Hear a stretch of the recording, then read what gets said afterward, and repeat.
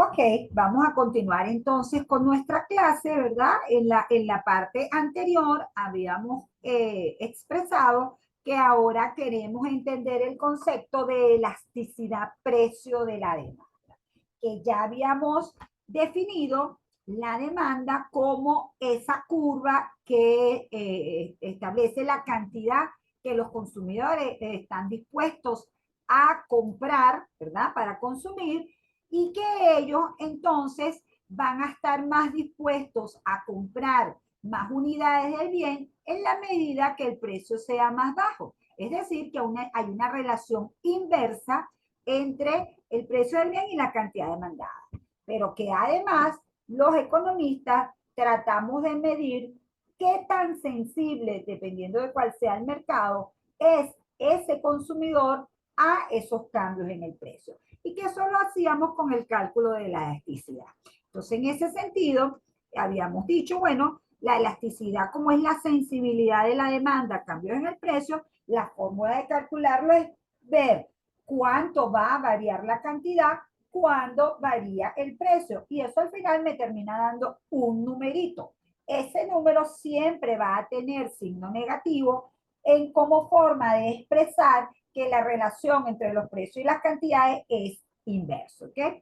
Yo, para entender, para analizar la elasticidad, me voy a olvidar de ese valor negativo y simplemente, o sea, del signo negativo, y me voy a concentrar en el valor en términos absolutos. Y entonces, ¿qué es lo que yo voy a estar pendiente? Ah, bueno, si ese valor me da 1, ¿okay? Cuando yo calculo la elasticidad, ese valor me da 1, yo estoy en presencia de una demanda de elasticidad unitaria.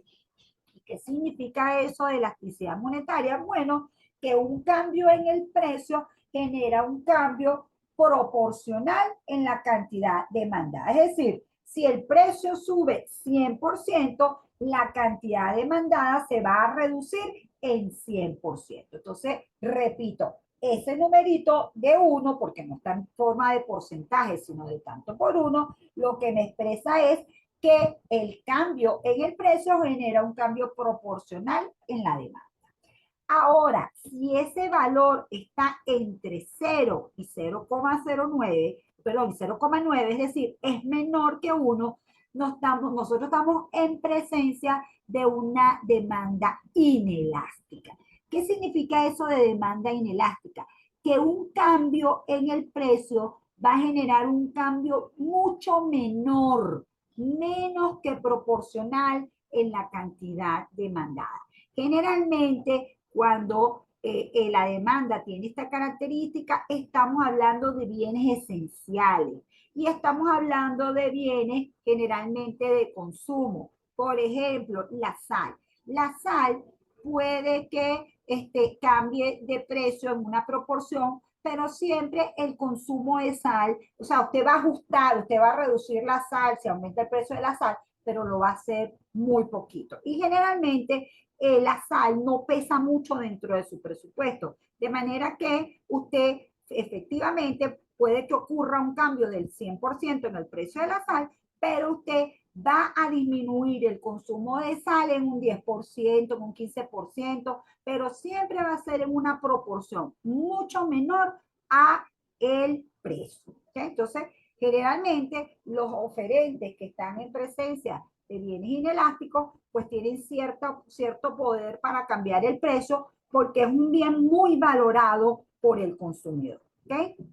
Ahora, está la otra situación. Está la situación en la cual un cambio en el precio genera un cambio más que proporcional, mucho más grande en la cantidad de demanda y eso es lo que llamamos demanda elástica. Es decir, siempre que la elasticidad de la demanda nos dé por encima de 1, estamos en presencia de un bien en el cual un cambio en el precio genera un cambio más que proporcional, mucho mayor en la cantidad demandada.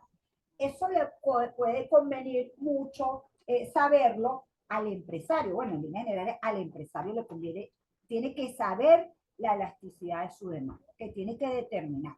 Entonces, en el caso, por ejemplo, de que estemos en presencia de un bien elástico, recuérdense que los ingresos por venta del empresario se derivan de multiplicar precio por cantidad.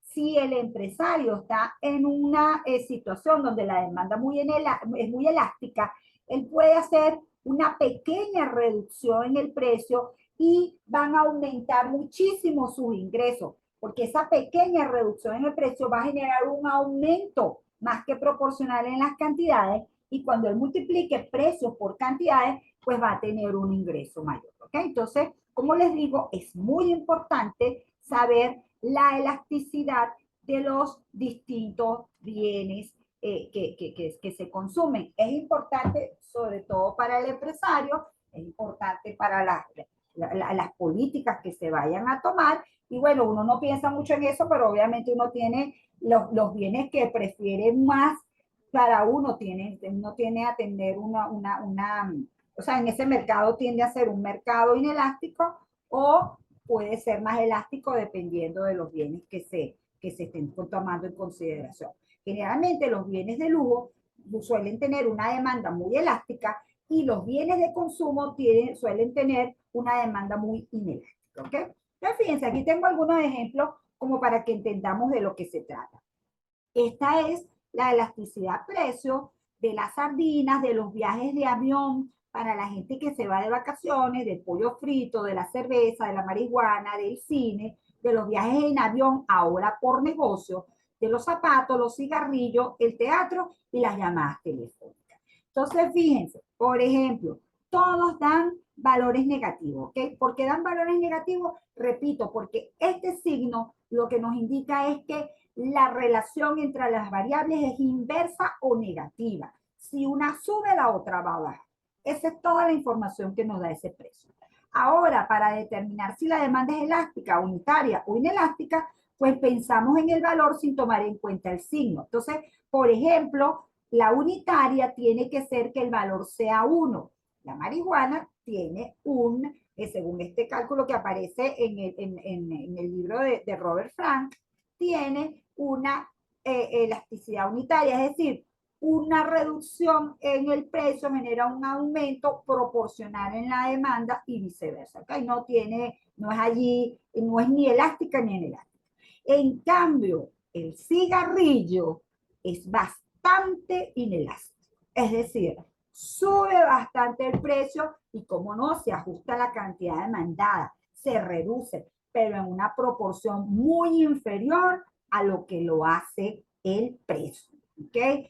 ¿Qué otras cosas están en esta categoría? Fíjense que está el cine, están los viajes en avión por negocio. Fíjense que inclusive es interesante el tema de los viajes en avión, porque fíjense que si es por vacaciones, usted tiene el comportamiento de los viajes para vacaciones por avión, del pasaje para usted, es elástico. ¿Qué significa eso? Bueno, que si sube mucho el precio del pasaje del avión, pues entonces yo decido irme en otro medio de transporte. Yo decido ir a un lugar más cercano, ¿me explico? O sea, yo busco otra opción.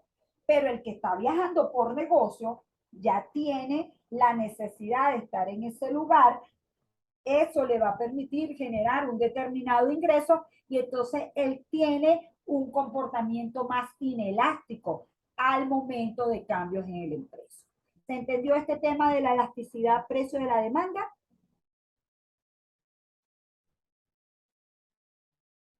Profe, disculpen. Entonces, tenemos en cuenta que la demanda elástica es producto de que no hay mucha demanda de ese bien o servicio y la inelástica No, es no, que, no, no, mi cielo, no, para nada, para nada. O sea, ya tenemos determinada la curva de demanda, ¿ok?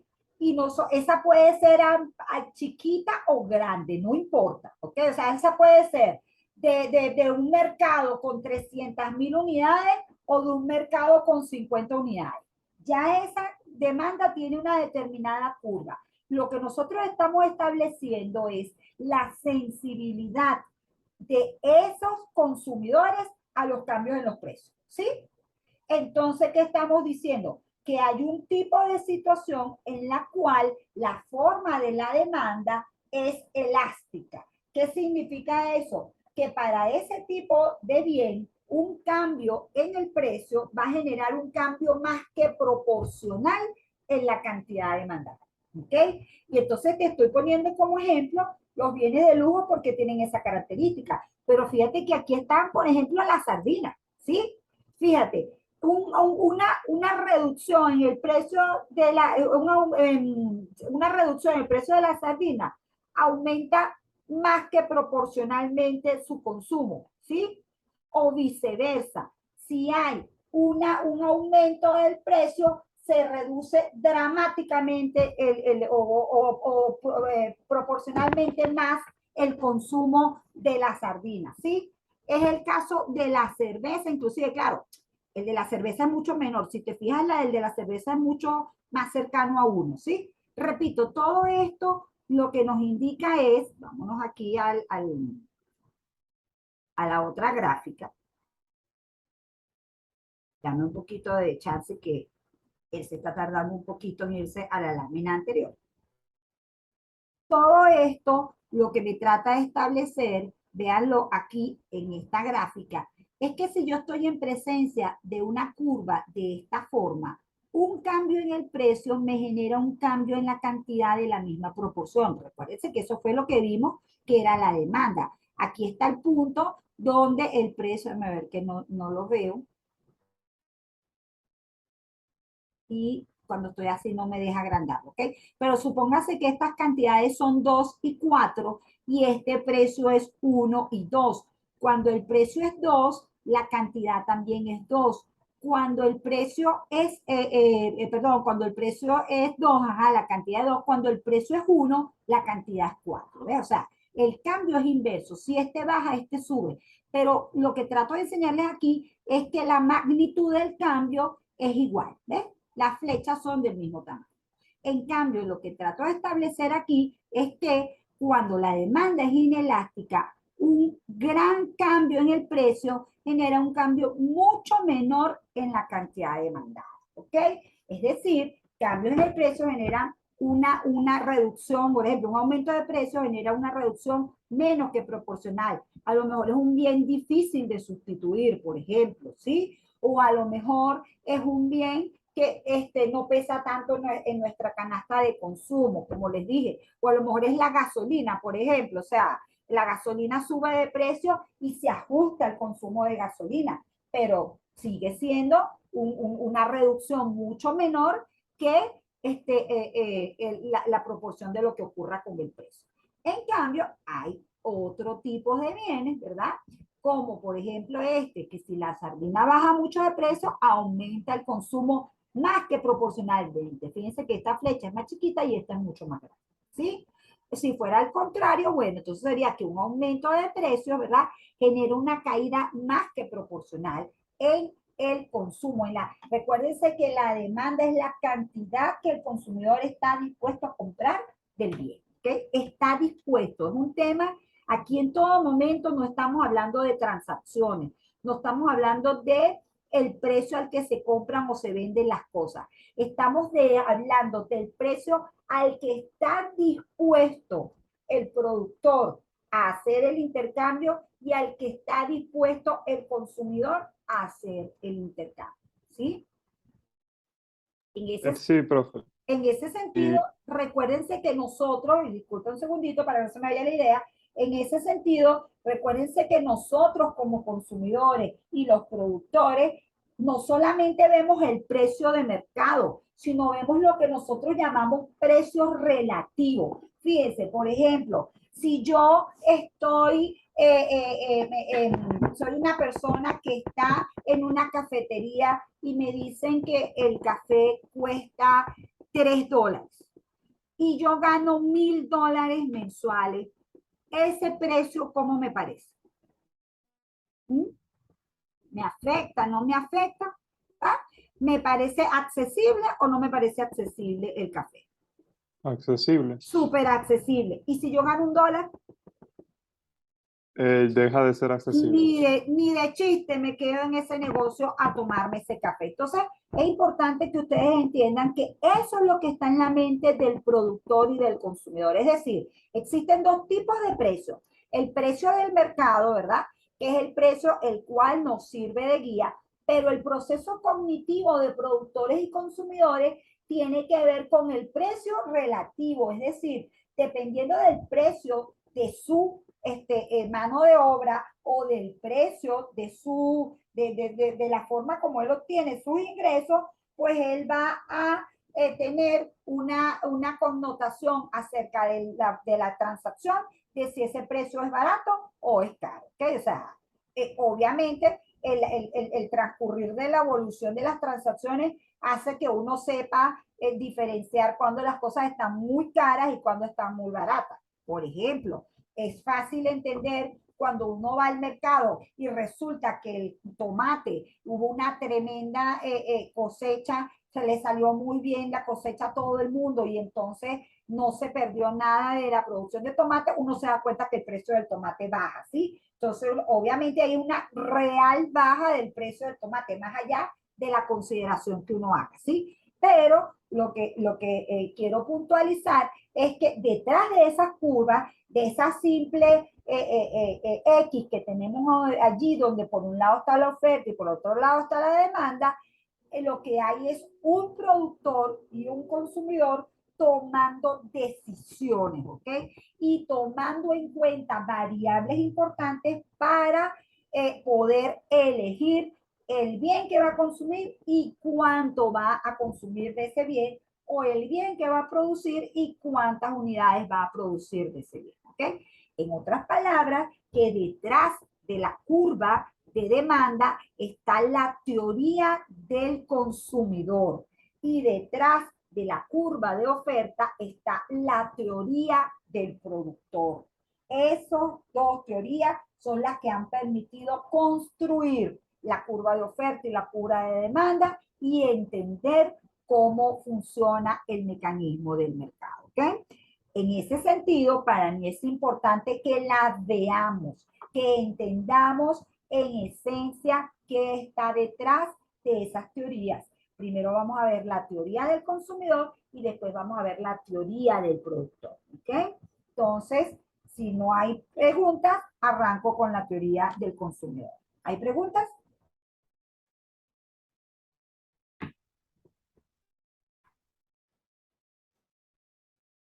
Ok, entonces vamos a ver lo que está detrás de la curva de demanda. Ya hemos establecido que los individuos tienen que elegir todo el tiempo, ¿verdad? Eso lo vimos en la unidad 1. Ahora queremos abordar las restricciones a las que se enfrenta el consumidor para tomar esa decisión. Entonces, les pongo el ejemplo de un bien gratuito para que ustedes entiendan que, por ejemplo, si estamos en presencia de un bien gratuito para nosotros, pues entonces nosotros de lo único que lo que tenemos que preocuparnos es de cuándo se acabe, ¿verdad? Y por eso allí, de forma jocosa, pongo el ejemplo de la fiesta. Pues si usted está en una fiesta, usted no tiene que preocuparse, sino, bueno, cuando se acaben los pasapalos, cuando se acaba la bebida de esa fiesta. Ya alguien hizo la distribución de lo que se iba a consumir allí y bueno, usted no tuvo allí en ese momento mayor restricción que la disponibilidad del bien. Ahora, eso no es lo que ocurre en la práctica. En la práctica lo que ocurre es que usted tiene un nivel de ingreso determinado, ¿ok? Y además, usted toma sus decisiones tomando en cuenta su nivel de ingreso y el precio de los bienes que usted consume, ¿ok? Entonces, eso para usted son restricciones. A la hora de consumir, por supuesto que lo primero que está allí es que usted tiene sus propias preferencias, sus propios gustos y usted sabe, o sea, usted comparado con otro consumidor, el consumir un bien le va a generar un grado de satisfacción que es distinto al que le puede generar a otra persona, ¿ok? Dependiendo que en ese sentido, usted como consumidor, usted decide cuáles son los bienes que forman parte de su canasta de consumo. Estamos hablando de bienes y estamos hablando de servicio, ¿ok? Y además usted es capaz de priorizar cuáles son los bienes que prefiere más y cuáles son los bienes que prefiere menos. Entonces, eso la microeconomía lo establece a través de dos tipos de teorías. Una que es a través de el cálculo de la utilidad ordinal y otra a través del cálculo de la utilidad cardinal. Eso lo único que significa es que hay economistas que trataron de establecer cómo el consumidor maximiza su utilidad, ¿ok? Asumiendo que él es capaz de cuantificar la satisfacción que cada bien le produce, ¿ok? Obviamente, ese es un principio, puede ser que nosotros trabajamos con modelos, que los modelos representan o tratan de representar el comportamiento real del individuo, pero que los modelos tienen unos supuestos y van desagregando la relación entre las variables de forma limitada, ¿ok? Entonces, en ese sentido, esa es una posibilidad y eso permite obtener, tratar de calcular cómo el individuo hace para decidir cuánto va a consumir de cada bien en relación al ingreso y a los precios y además sentir que logró el máximo de utilidad. Es decir, por ejemplo, cuando usted va al supermercado y tiene una cantidad determinada de dinero, si usted se encuentra con la afortunada situación, no tan común en Venezuela, de que los bienes no han cambiado de precio, pues entonces usted con su ingreso compra tanto de un bien, tanto del otro bien, tanto del otro bien,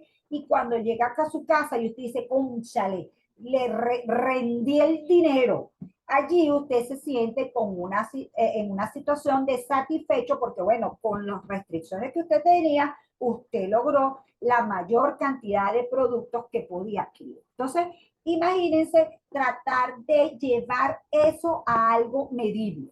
Entonces, como les digo, hay dos formas. Uno que asume dándole valores aleatorios a la utilidad, y es el enfoque cardinal, y otra que dice, bueno, yo no me voy a preocupar por saber exactamente la utilidad que le produce al individuo tomarse una taza de café con leche.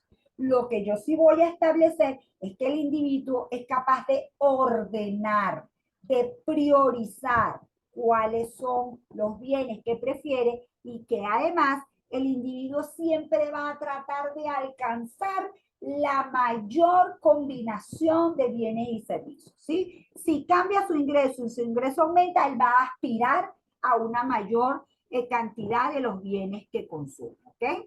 Si cambia el precio, él se va a ajustar a esa realidad de precio y entonces él va a tratar de volver a tener un paquete lo más satisfactorio posible. Todo esto que les estoy diciendo, ¿verdad? Se resume en dos conceptos desde el punto de vista económico importantes. Uno son las curvas de indiferencia, ¿ok? Y otro es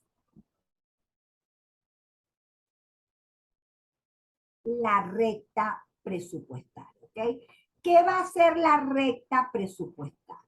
Lo que vamos a tener en nuestra gráfica ahora para correlacionar variables va a ser el bien 1 y el bien 2. Obviamente, volvemos a lo de resumir. Vamos a asumir dos cosas importantes. Una, que el individuo todo el ingreso que tiene lo consume, es decir, no ahorra nada. Y que además consume solamente dos bienes.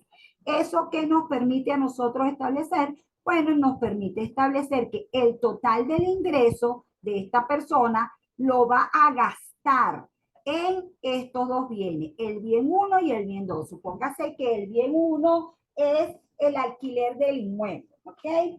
Y el bien 2, vamos a poner allí que el bien 2 es el consumo de arepas, tratando de entender entonces que, por ejemplo, si él gana 500, 300 los gasta en el alquiler y 200 los gasta en arepa.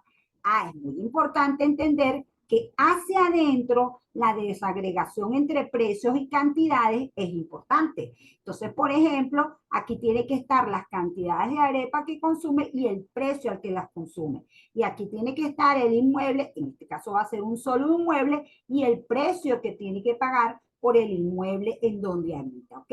Entonces, ¿qué va a ocurrir aquí? Bueno, va a ocurrir que le ha adaptado esta combinación de bienes al hecho de que este es su ingreso y que estos son los precios. Si, por ejemplo, le suben el precio del alquiler y se mantiene constante el ingreso, pues él va a tener que ajustar las cantidades aquí, ¿ok? Asumiendo que este es su local, pues muy probablemente aquí, perdón, que este es su inmueble, muy probablemente lo que va a hacer aquí es ajustar el consumo de los otros bienes que tiene. Entonces, repito, lo que nosotros estamos diciendo aquí es que dado los bienes que el individuo consume, hay una recta, hay un límite en el cual él se va a desenvolver, ¿ok? Y que ese límite viene dado por el precio de los bienes, ¿ok? Eso es la recta presupuestaria. Entonces, fíjense, concepto de restricción presupuestaria, conjunto de todas las combinaciones o paquetes de bienes que puede adquirir el consumidor dado un determinado nivel de ingreso y de precio. Todas estas son las combinaciones de los dos bienes que él puede adquirir. Aquí vamos a borrarle esto porque esto, lejos de ayudar, creo que lo que hace es confundir. No vamos a poner aquí la palabra precio, ¿ok? Sino vamos a dejarle la palabra bien 2, ¿ok? Y a este vamos a dejarle la palabra bien 1. Lo importante para mí es que ustedes entiendan que esto funciona parecido a la frontera de posibilidades de producción, ¿ok?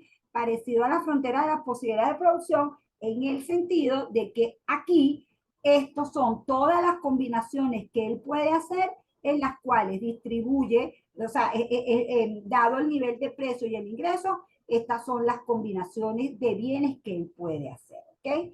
Y esas combinaciones de bienes que él puede hacer, pues obviamente él cada vez que esto cambie, cada vez que su recta presupuestaria cambie, él va a tratar de alcanzar una curva de indiferencia mayor. Es decir, usted siempre va a estar tratando de ganar más, usted siempre va, dependiendo de si los precios cambian, va a optimizar su consumo y usted siempre, desde el punto de vista gráfico, va a estar en una situación como esta, dependiendo de su restricción presupuestaria, alcanzando la curva de indiferencia donde más usted puede obtener su ganancia. Entonces, ¿qué me interesa a mí en resumen que usted entienda? Me interesa que usted entienda que como individuo, usted va a tomar sus decisiones tomando en cuenta el precio del bien y su ingreso, ¿sí? Que a la hora que cambien los precios, usted va a tener que hacer lo siguiente. Va a generar un efecto renta y va a generar un efecto sustitución. ¿Qué significa el efecto renta? Que el cambio en el precio modifica su poder adquisitivo. Si el precio baja, usted va a tener en términos reales más ingresos para comprar más de los bienes y servicios. Si cambia el precio de alguno de los bienes, por ejemplo, el precio sube, usted se ve obligado a modificar sus cantidades consumidas y entonces en ese sentido usted puede que decida hacer el efecto sustitución. Y finalmente, lo que me interesa dejar claro de esta teoría del consumidor es que de esta gráfica que está aquí, ¿ok?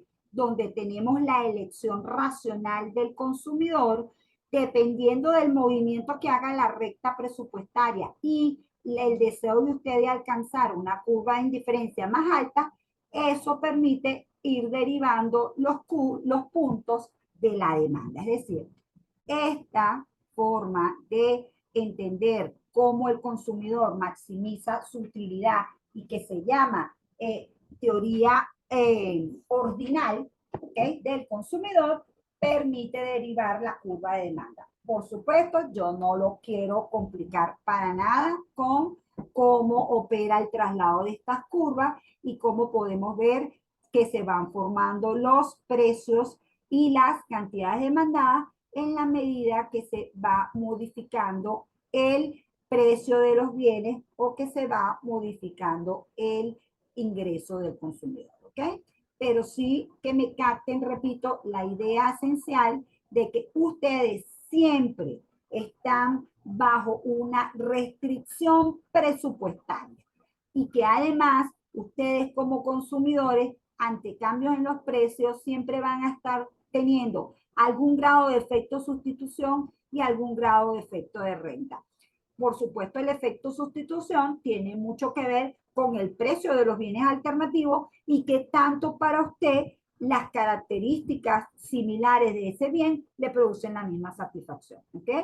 Y el efecto de renta tiene que ver con la pérdida de poder adquisitivo que usted va a sufrir cuando el precio sube mucho o la pérdida de poder adquisitivo que usted va a sufrir cuando el precio baje mucho. Otra forma de ver esto, en vez de verlo así en forma de gráfica, es verlo estableciendo de forma ordinal. Igual, lo que trata es de entender qué hace usted para poder determinar cuánto va a consumir de los bienes que coloca en su canasta, ¿ok? Pero, vuelvo y repito, eso nosotros lo determinamos desde el punto de vista teórico, es decir, en el caso de la utilidad cardinal, pues lo que tenemos es esta ley que está aquí, que es la ley de la igualdad de las utilidades marginales, y en el caso de la utilidad ordinal, es decir, cuando usted establece orden, tenemos esta, ¿cómo se llama? Ley de tenemos esta premisa que el consumidor maximiza su utilidad cuando la tasa marginal de sustitución es igual al costo de oportunidad. El costo de oportunidad lo medimos en esta curva, porque si recuerdan la frontera de posibilidades de producción, en la medida que yo consumo más del bien que está en el eje de las X, tengo que sacrificar más unidades del eje de las Y. Entonces, por eso tiene esta forma que está así. Y la tasa marginal de sustitución, lo único que me dice es que yo me voy a mover, yo soy un consumidor racional y yo no voy a buscar consumir más de un solo bien, ni del bien X ni del bien Y, sino que yo voy a estar más en una combinación donde aparezcan suficientes cantidades de los dos bienes, ¿sí? Entonces, bueno, espero que me hayan entendido la idea general de lo que les estoy explicando, de manera tal que para mí es esencial que entiendan esto como la recta presupuestaria, ¿sí? Es decir, que todos tenemos un ingreso y que siempre vamos a tener el consumo de arepa, el consumo de la universidad, el consumo de las medicinas, todos los bienes van a estar aquí en nuestra canasta de consumo y ese gasto que nosotros hacemos, cada parte de ese gasto está desagregado en cantidad del bien que consumimos y en el precio del bien que consumimos.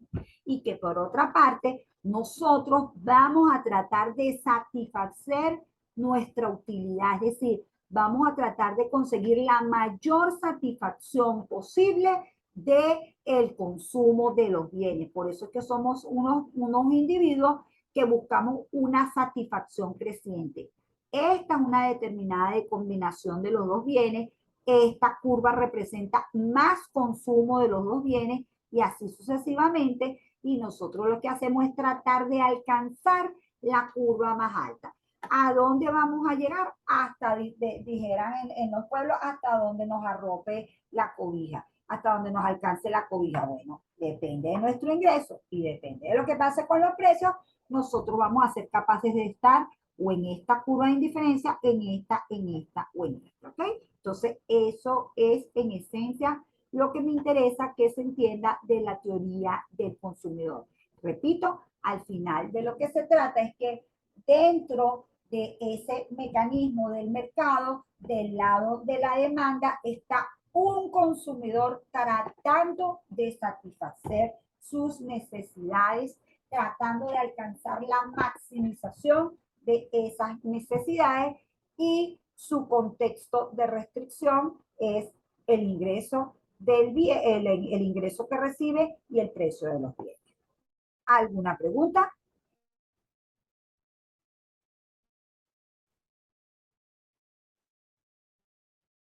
Así de general, como se lo estoy explicando, así de general es que los necesito, ¿ok? Entonces, bueno, vamos a pasar ahora a la teoría del productor. Vamos a irnos al lado de la oferta ¿Y qué es lo que hace que se genere la curva de oferta? O sea, ¿qué está detrás ahora del comportamiento del productor? ¿Ok?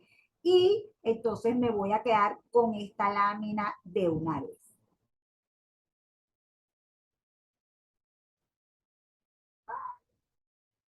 Se me hizo mi lámina.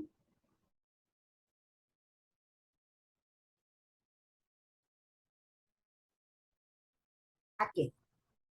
¿Ok?